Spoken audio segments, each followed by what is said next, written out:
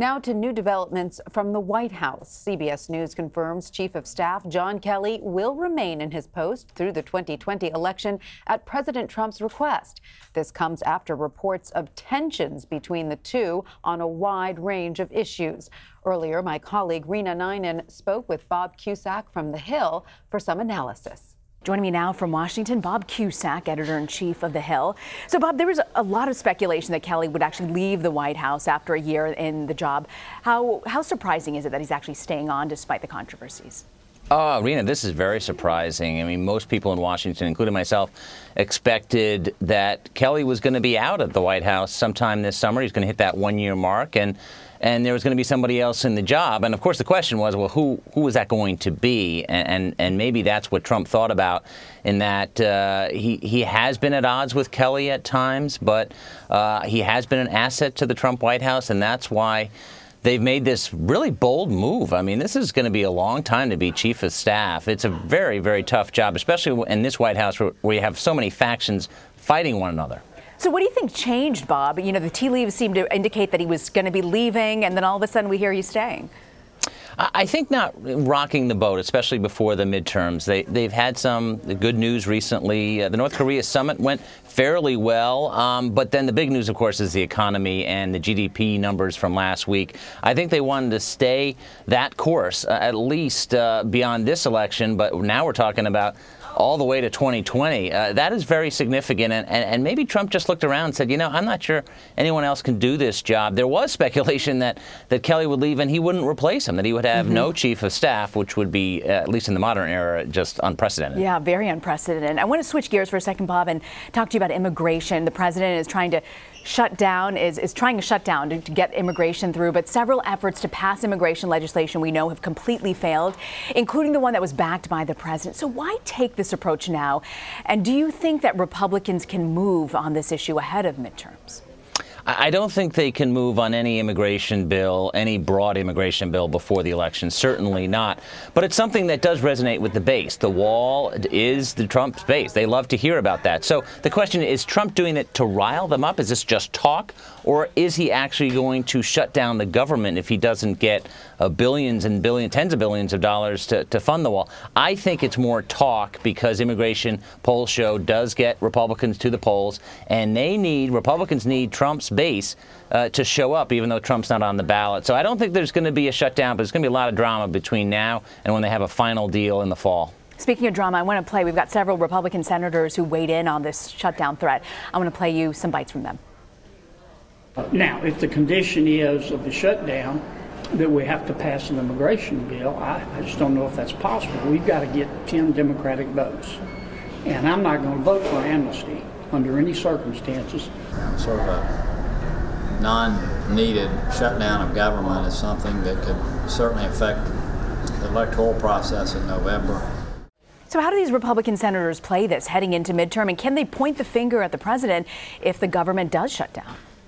I don't think so. I mean, Republicans control this town. They control the House and Senate and the White House. Now, Republicans were able to go after Chuck Schumer and label the last shutdown as the Schumer shutdown. So I don't think Schumer wants it. I think it's just risky for all parties involved to have any shutdown, because Republicans control Congress. They're trying to keep their majorities. And on the flip side, Democrats are trying to win back majorities. So I don't think it's in anybody's interest for a shutdown, because one side could get blamed, and then the whole election becomes about a shutdown.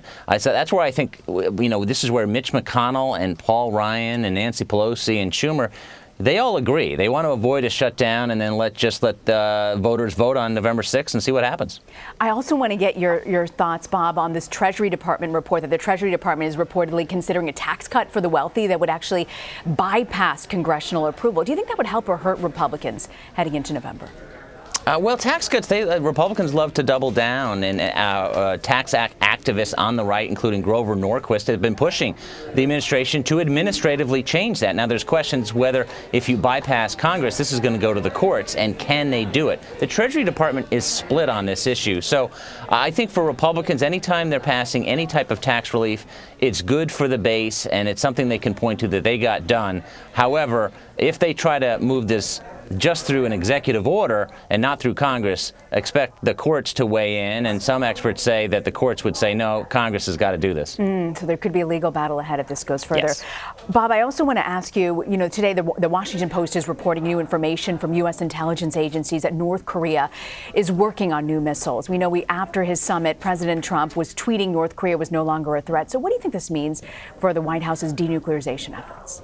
Oh, it's certainly a setback, Rena, without a doubt, for the Trump White House, because I think the visuals that came out of the Trump summit were good. But the fact that they are apparently reneging on their deal and doing things secretly, as they've done before, and that's what Obama administration officials warn. You can't trust the North Koreans. So the fact that they are apparently going against their word is a sign that these talks really don't amount to much unless there's another change. So I think it's going to be months and months before you have any type of closure on whether a deal can be reached, or if the U.S. just says, listen, we're not going to talk to you anymore until you stop playing these games.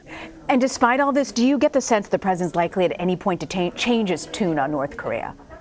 I don't think so before the election. I think he wants to play it out. His Secretary of State, Mike Pompeo, he trusts him, unlike the predecessor, Rex Tillerson. Pompeo has gone to North Korea a couple times. So I think he's banking that Pompeo can both be tough and also be diplomatic. Lastly, Bob, I want to ask you, President Trump said yesterday he's willing to sit down with the president of Iran, but Iranian officials are saying that after pulling out of the Iranian nuclear deal, the U.S. is completely untrustworthy. Is the White House facing a credibility problem because of President Trump's take on foreign policy? I don't think, the White House should not be surprised that Iran does not want to sit down with him after he scrapped the Iran nuclear deal that some in his administration were saying should be kept. So this is not a surprise, and the fact that he said no preconditions, I'm ready to talk, shows on one hand Trump is flexible, but on the other to be basically denied that meeting by Iran right out of the gates, where others obviously wanted to meet with Trump, I think is a setback, like Putin and like Chairman Kim. So I think that this Iran-U.S. relationship is just going to get worse and worse. So you see the well being so poisoned that you don't think a deal is likely in this administration with Iran? I don't think so. At least not anytime soon. Now, of course, remember, North Korea and Trump were going at it for a while before they met, but I don't see this happening anytime soon. All right, Bob Cusack, grateful you can join us, Bob. Thanks, Rena.